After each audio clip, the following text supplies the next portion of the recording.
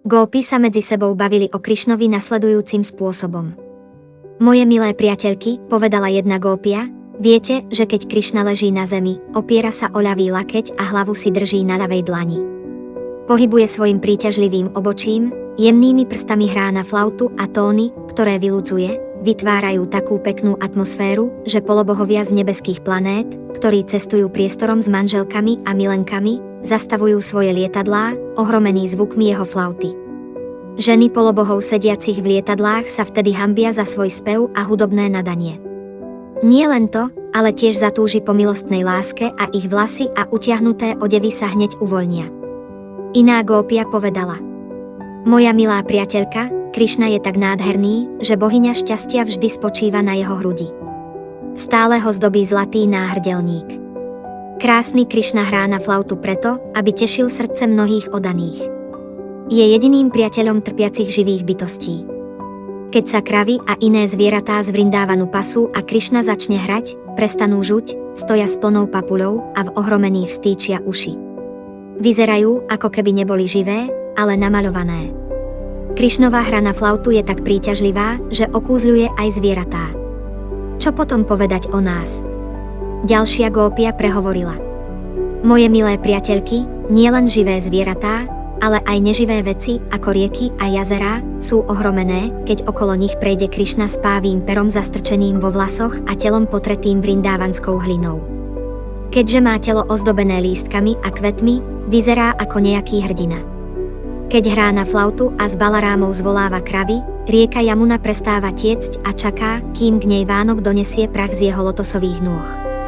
Je rovnako nešťastná ako my, ani ona nedostáva Krišnovu milosť. Len zostáva strnulá a zastavuje svoje vlny, ako aj my prestávame plakať pre Krišnu, keď nás naplňujú očakávania.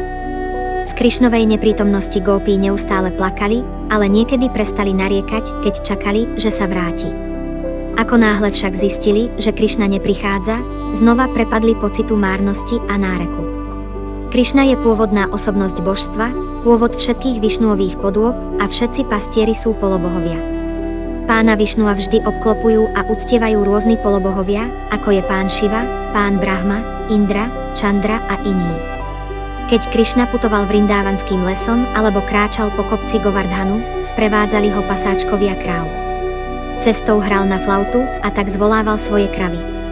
V jeho prítomnosti sa stromy, rastliny a ostatné vegetácie v lese okamžite stali vedomými si Krišnu. Človek vedomý si Krišnu obetuje všetko Krišnovi.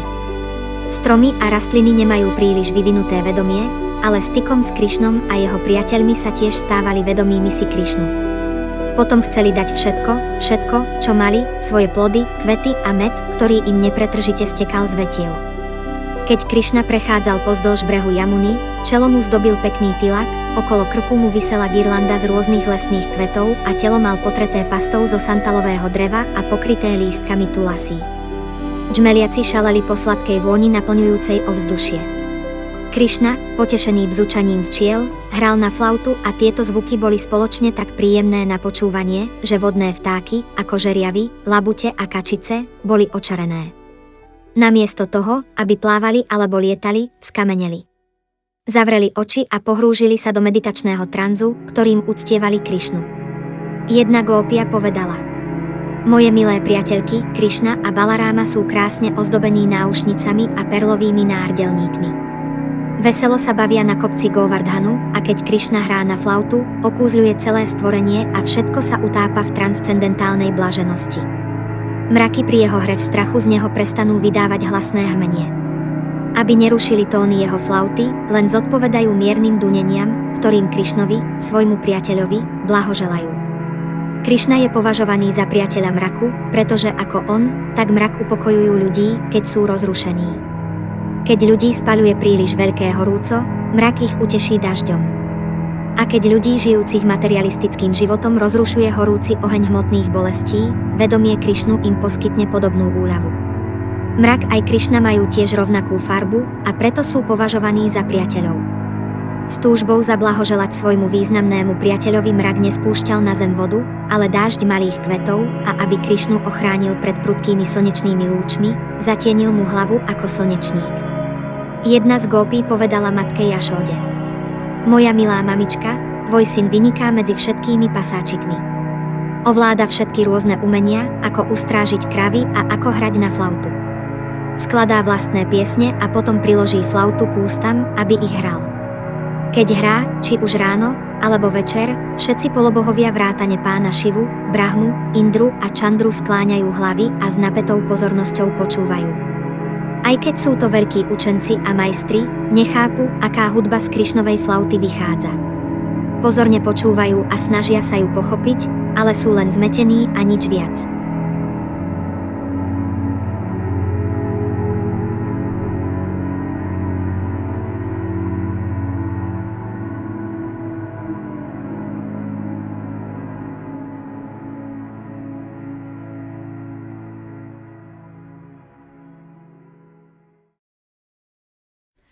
胸にしみる空の輝き、今日も遠く眺め涙を流す。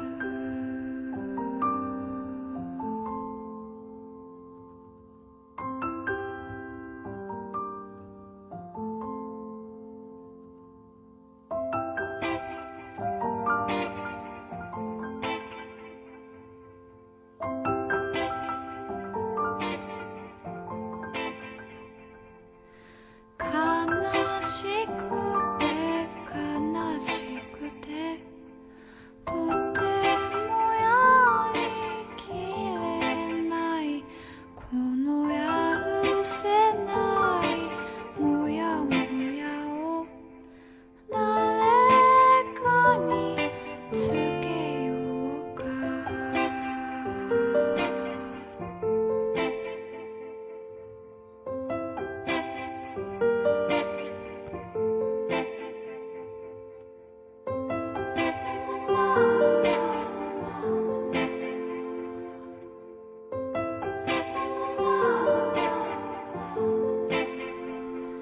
白い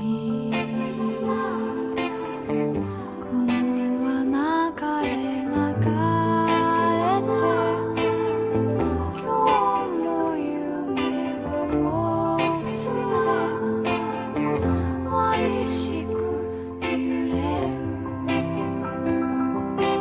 悲しくて悲しくてとてもやりきれない、この限りない虚しさの救いはないだろうか。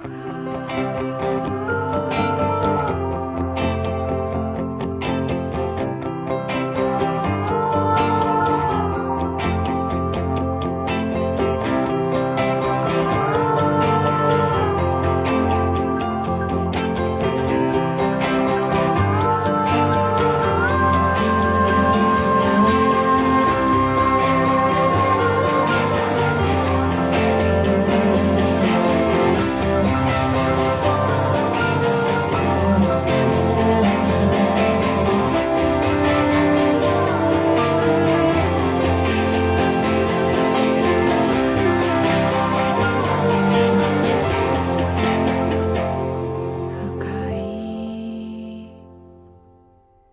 森の緑に抱かれ、今日も風の歌にしみじみ嘆く。